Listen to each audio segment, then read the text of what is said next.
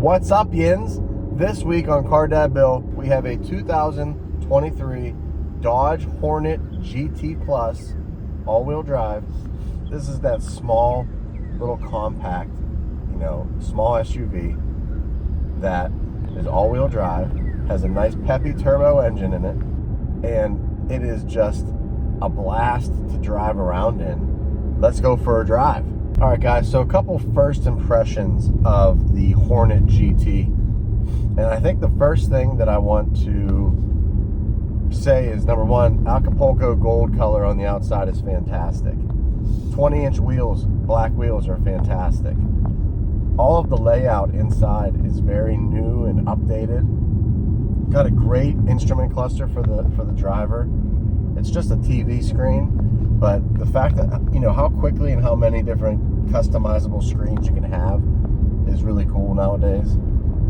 I just like the overall layout. It's very driver-centric, very cockpit-like, and gotta love hatchbacks, 5 doors, crossover SUVs. They're one of my favorite segments to review. They're one of the most successful segments in general on the road, but I can tell why. They're very useful. Let's get to the review. All right, Jen, standing outside, Dodge Hornet GT. Love the little decal.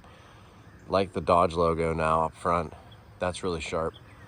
What do you guys think of this overall? It looks to me like a Jeep Cherokee that has just been rebranded, but that's just me. Nice wheels, really nice black with the red calipers inside. I like the small lighting, and it has that continuation all the way around. The Dodge hood scoops to show you that it's got some business under the hood. Sweet logo. I like all the black finishes. This has the black top edition. So it has all the black trim, black wheels, black trim around the windows, black caps on the mirrors. And then look at that nice tail light. It has that thin profile. The lighting's inside here. So you have your Dodge decal, and it follows into the middle there. Really sharp, no bumper. Bumpers are gone. No rear bumper on this one. Love the hatchback style, design. Just looks good from any angle, really. It's a nice crossover SUV. Let's get inside and take a look. Hey, Jens, if you haven't subscribed yet, please subscribe to the channel. It helps. It makes everything better for YouTube and for all of us involved. And I appreciate you guys watching. All right, Jens, inside the Hornet, and I just turned on the engine so you guys can see what's going on here. I have the navigation screen added to the instrument cluster up front here, and this is all digital. So when I rev the engine, see how the numbers show up as the RPMs go up. It's kind of a cool thing. I don't know if I like it altogether. Same over there. You have a digital readout, but you also have your regular tachometer and your regular speedometer, but they only show up when the needle gets near it. Love the logo. Love this steering wheel because it's kind of concave, where it comes out a little bit, and it's sturdy. Harman Kardon sound system. Leather stitched materials, plastic materials, nice vents. Comes around, the screen sitting on top of the dash. Mirrors the same side over there with the material layering. Then you have like the cool suede seats with the bolstered sides. Up top you have the Dodge logo again, and then I love these seats because this material is it's got the red underneath and the black on top, so the red shines through. Really nice looking. And then it's a simple dash layout. You have your main screen that houses all your main components. You have an HVAC vent right here, bank.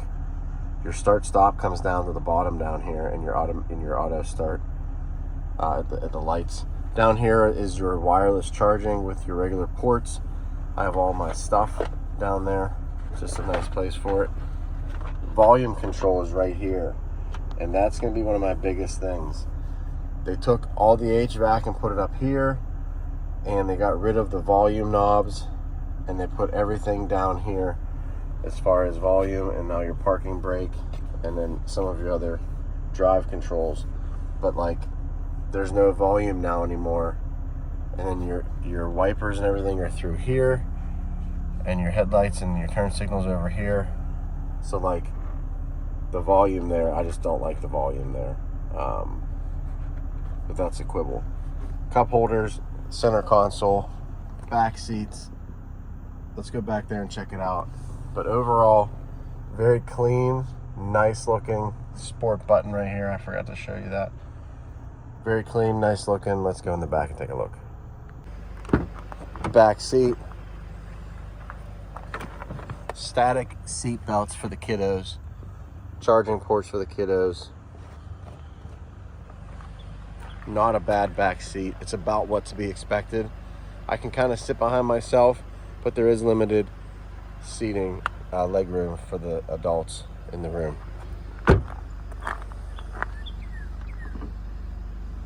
Underneath, there's a button, and it is, however, a power liftgate. So you can lock it on your way out, and it'll close and lock, or you can just completely lock or completely close it like normal. And then look, we got a whole lot of stuff in there. We got 2 bat bags, we got catching equipment, we got a bucket of balls, we have pullovers and sweatshirts underneath all of that. But bottom line is decent, narrow storage. This goes down, both sides go down, or just 60-40, and there's also a pass-through for sticks and things, but really useful back. Charging capability, hooks back here to strap things in. And there is actually a cover that goes here and attaches up top here, but I took it off for my week because I needed to have goalie equipment and all of this stuff in there. Let's go for a drive. All right, gents, before we get on the road, I have an information sheet here that has all of the basic stuff that we're going to go over anyway. 23 Hornet GT Plus all-wheel drive. This has a 2-liter inline-4 Hurricane 4 with a 9-speed automatic. That 4 is making 268 horsepower, 295 pound-feet of torque. That's pretty solid, and you can feel it when you're driving for sure. Made it to the 9-speed automatic. The automatic we'll talk about when we get on the road. It's different, but it's not terrible. This has the blacktop package, tech package, and track package. So you're getting like braking, suspension upgrades, appearance upgrades. In fact, for the front setup, we have a 4-wheel independent front McPherson with Coney shock absorbers, adaptive dampening, dual stage valve shock absorbers, and selectable modes. So this has a serious upgrade on the suspension side, and you can feel it when you're driving. There's no doubt about that. Base price for this one was $34,995. After the blacktop tech and track package and your paint job and all that good stuff, you're at $42,805.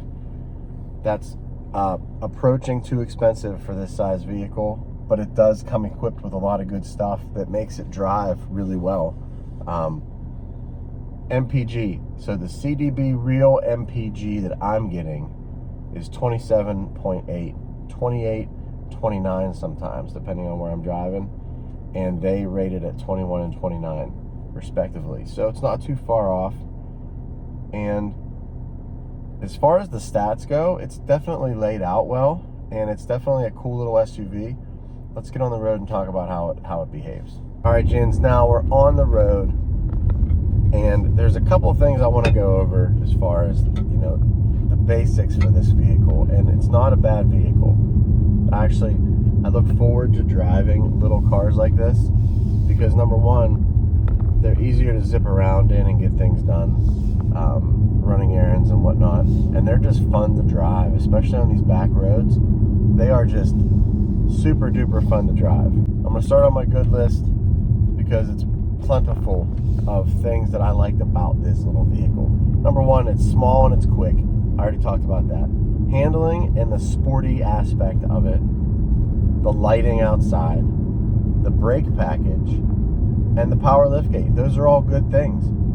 So let's start off with the styling and the handling. So it's a small crossover SUV. It has big 20-inch wheels, big brake package, and then an upgraded suspension package that gives you more of a track feel. Definitely like a tighter suspension, tighter steering, quicker braking. So you're driving a small SUV that's going to take you places with decent mileage with the 4-cylinder inline 4 in there. And then you add in just the nimble, quick, fast response that you get when you pump up something like this. And you're just getting an all-around package that just performs very well, especially during your commutes in the suburban, urban landscape. Definitely in the rural landscape too, on those back roads. You'll be whipping around, flying around in this thing, and have a blast doing it. Then the lighting on the outside. So the lighting and the power liftgate. The power liftgate's great because it's a small SUV and you don't necessarily think it's going to have that. So it's a nice addition to the model to have the luxury item of a power liftgate. The thin lighting. I'm a huge lighting guy, you know that. It's got the nice front LED running lights on the front, on the top of the headlights. Then the headlights are reverse LED reflection housings. So they're bigger and they disperse the light across the road, and it just looks really, really, really well, really good. In the back, you have that thin LED strip across the back with the Dodge logo in the middle, and then you have a cluster on each side. So when you brake, you actually have LED clusters on each side of the back of the car. Love it. I think it's handsome. Really well done. Getting to the bad list, and the bad list is kind of short because there's not a whole lot to hate about this thing. The only couple of things you can hate about it are the ones that I'm going to name. Number one, has a very rigid ride, but that's because you're in a GT, and that's because it's a sporty little SUV. That's what it is. And it has tiny little wheels, little tires, 20-inch tires. So you're going to have that rough ride almost no matter what. Second thing is, and then the third, and then I'll do the last two things kind of together. Number one, the volume knob, the volume control, or lack thereof. You have the volume control on your steering wheel. I will give you that, and you're probably going to use that more often than not, especially driving. But the scroll thing on the bottom here next to the shifter is like, why is it there? What are we doing? I hate it. I want a knob up top. I want a regular circle knob up there somewhere in a normal spot. That's a Car Dad Bill quibble, because I always complain about volume controls. They're either not there at all or they're back to normal. So pick one. Don't put it down there. Then the transmission.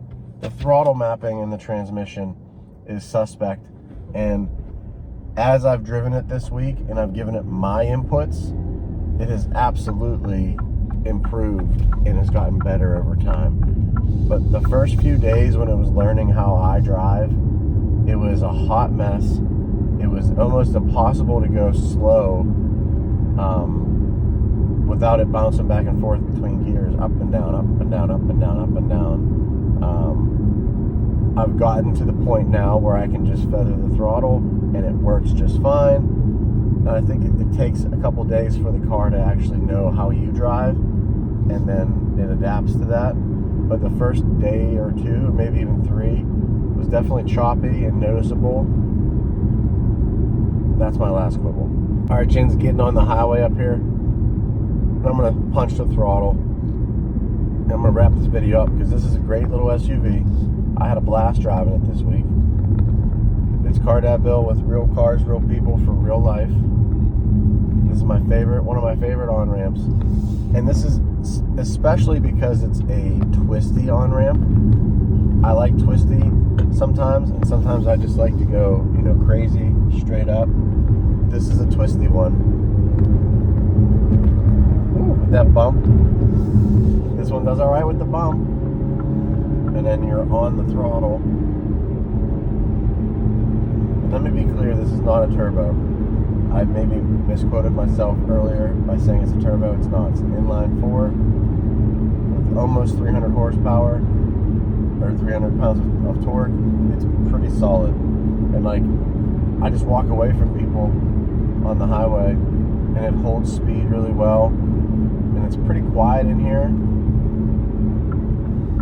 I think it's a great little commuter.